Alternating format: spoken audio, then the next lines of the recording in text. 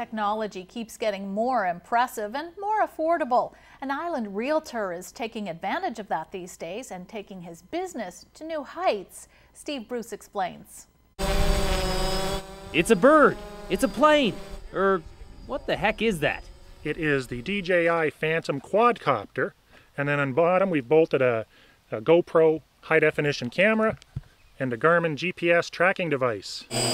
Or, put more simply, this is Michael Posnick's latest tool for selling real estate. For weeks now, he's been traveling around to his properties, putting his helicopter to work, capturing aerial videos and pictures of the surroundings. There's our camera. Within minutes, he has them up on the web for potential buyers to see. The reason you want the perspective from the air is because, especially with land, or any property with a house with land that has trees and bush and scrub, you don't know what's behind those trees. That doesn't tell me what the property looks like. It doesn't tell me where the water tables are.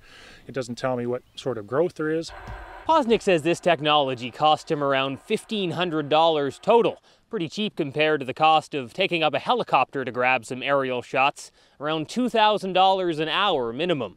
The real estate agent says at one time this kind of technology was much pricier, reserved more for the military and intelligence agencies, but not anymore. You can do it at, virtually no cost, not have to worry about the weather, wind, turbulence. It's just something that fit the real estate market. Kind of looks like a remote control airplane or helicopter. This on-demand remote control drone quadcopter takes aerial video and photos. It is not a cheap device, but it is proving popular with his clients.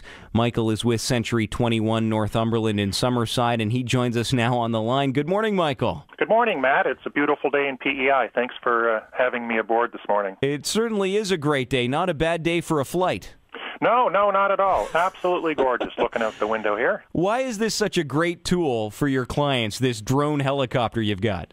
Well, it's certainly not a replacement for going up in a Cessna, but it's certainly a lot less expensive, and it's something you can do on demand. And when I say on demand, the biggest challenge for me in the past doing aerial photos, which were sort of the new thing years ago, is just having some weather like today where you could get up in the plane and there wouldn't be any turbulence, and you've got sun, you've got the cooler weather with no haze. And the amount of days we have like that here or anywhere else are somewhat limited, plus it's costly. And I won't even get into the safety issue. But with this, I can stay on the ground where I prefer to be. I can take aerial video, high-definition, super high-resolution video at 60 frames a second. So it's taking 60 pictures a second, which I can later take from the desktop computer, and I can use still photos. But now I have not, 20 or 30 or 50 to choose from. I have hundreds or sometimes 1,000 photos of that one property. And is this literally like flying a remote control airplane? Remote helicopters have been around for years. The problem with them and the remote planes is they're just difficult to operate, and it gets very confusing when the plane, isn't flying forward. When you reverse it, the controls are backwards. It gets very, very complicated. The difference between this remote quadcopter, there's 4 blades. It has a built-in GPS, built-in compass. It has built-in sensors to tell when the helicopter is shifting. So it does a lot of the flying for you, which makes it a lot easier and a lot better for aerial photography, because if you let go of the controls, it just hovers there until the battery dies. What kinds of properties would you use this for? That's a good question. It's just in the experimental stage right now. It's certainly not a replacement for, like I said, traditional aerials. But what it's been really handy for is larger acreage.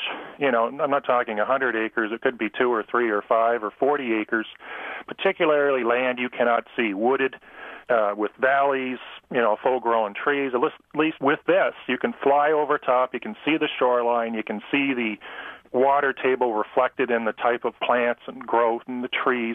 You can just get a much, much better perspective than you can from the ground looking at a bunch of trees, which really isn't going to tell you much about the property.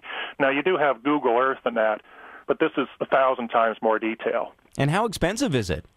Comparatively speaking, I've been studying these for years. Years ago, you're talking tens of thousands of dollars.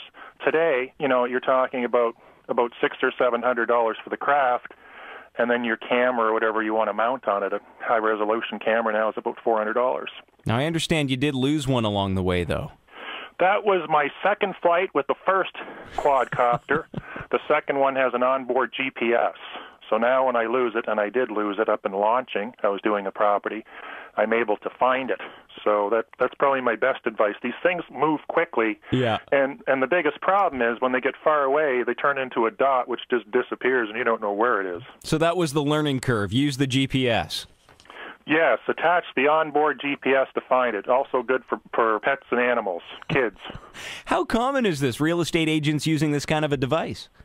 I can't really answer that. I haven't seen it done before. I know a lot of people are using it throughout the world, everywhere from Australia to Russia to Europe, to hover over cities and shorelines and show different aspects of the land, but I haven't seen it used in real estate yet. And what sort of reaction have you been getting from clients?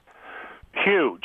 I can't believe the reaction. I didn't think it was as big as it's turned in to be, but apparently I was up west one day and it was the talk of the town because I was on one site for 2 or 3 hours just playing around with it and converting it into video. And it seems to be quite popular. Now, be honest. How much fun is this? I know it's work, but how much fun is it to take one of these up in the air? It's a lot of fun, but it's kind of nerve-wracking at the same time. Right. Maybe after 200 or 300 videos, I'll be a lot more at ease. And you mentioned that this isn't that common in real estate. Where did you come up with this idea? Did you just read about this and think it could work and pertain to your work?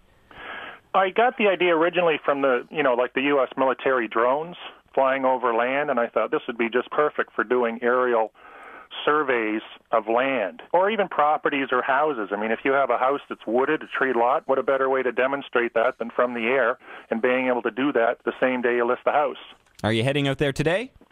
To take the helicopter up? Yeah. I'm not sure. I never know what my day entails until it's over. Well, happy flight to you, Michael, and I appreciate you telling us about this.